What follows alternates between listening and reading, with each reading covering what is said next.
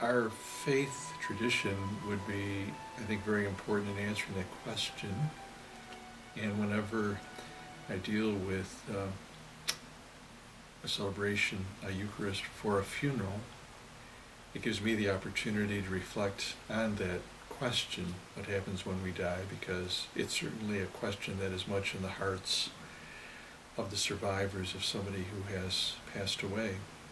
So I think it's important to share with them our faith tradition and our belief that when a person dies, and I can't go into the medical explanations of what's taking place, but after the person has passed away, we believe that there is an encounter with God, a gracious God and a merciful God that welcomes us into the kingdom of God, that we have been preparing as a Christian all our lives to rejoice in and to celebrate. We have many beautiful expressions by Jesus, and one of the passages I like to use, and one that is often selected by families as they prepare for a funeral, Eucharist, is Jesus talking to the disciples about his departure, listening to their questions, and then Jesus saying, "I go to prepare a place for you." So we don't know exactly what that place will look like. All we know is that it's an opportunity for that person to cast aside the burdens that they have carried with them, and to be welcomed into a place of peace and rest.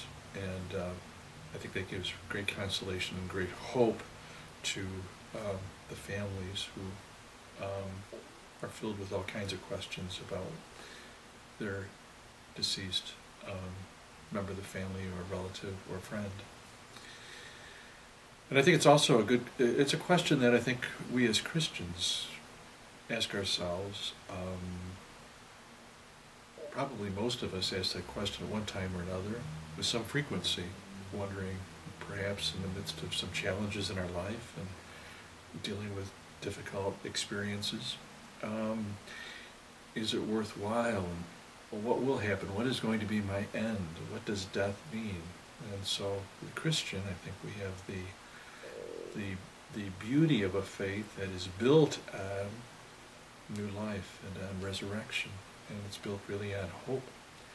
So we have great encouragement that's given to us in our faith experience, that there is something besides what we can see tangibly around us, that we have that promise from Jesus in his own resurrection into new life.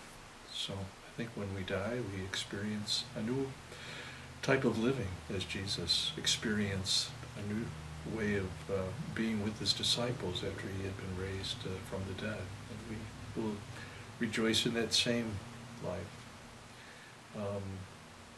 So we have the promise that has been given to us by our scriptures, and the promise by Jesus.